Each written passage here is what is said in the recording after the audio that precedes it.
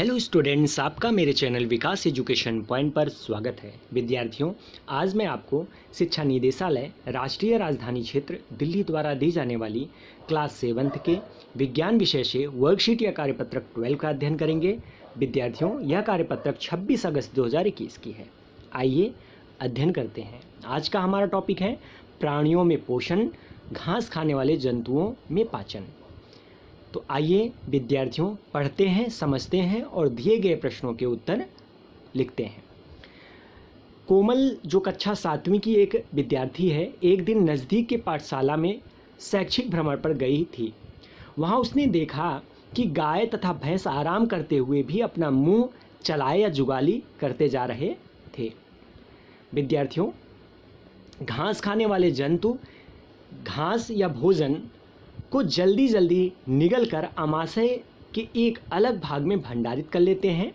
यह भाग रूमेन व प्रथम आमाशय कहलाता है। बच्चों, यहाँ पर देखिए एक गाय का चित्र बना हुआ है। ये गाय जो है जुगाली कर रही है, घास खा रही है और ये घास खा करके जल्दी जल्दी खा करके ये है रूमेन में जो है एकत्रित कर देती है।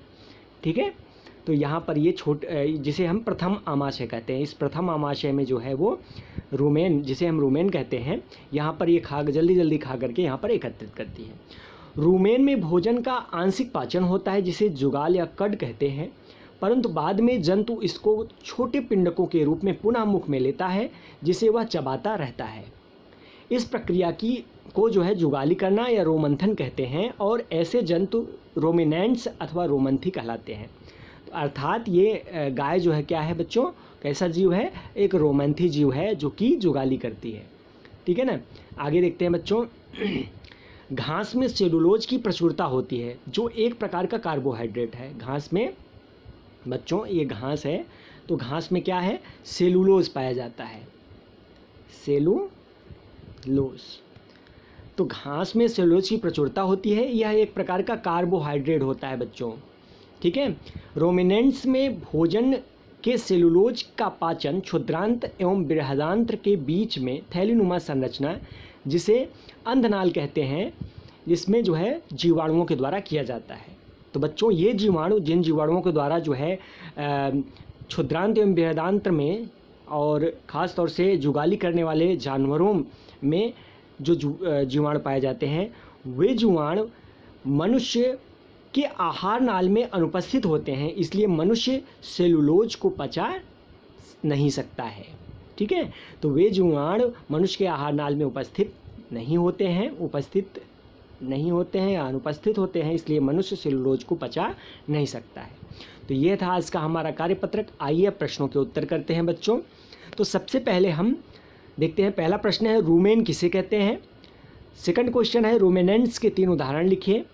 थर्ड क्वेश्चन है मनुष्य सेलुलोज का पाचन क्यों नहीं कर सकता है। फोर्थ क्वेश्चन है रिक्त स्थान को भरिए। तो पहले बच्चों रिक्त स्थान को भर लेते हैं, फिर आगे चलते हैं।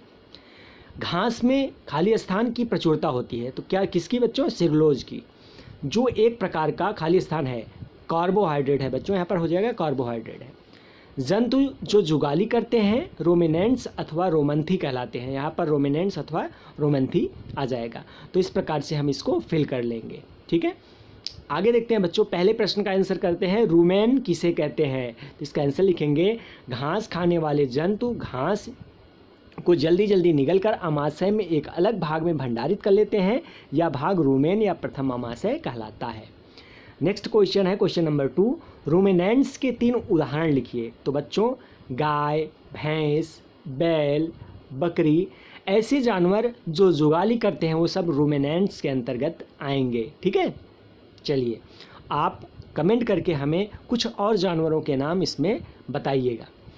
आगे देखते हैं, क्वेश्चन नंबर 3 है मनुष्य सेलुलोज का पाचन क्यों नहीं कर सकता है। तो इसका आंसर बच्चों यहाँ पर सामने दिख रहा है, थर्ड नंबर क्वेश्चन का।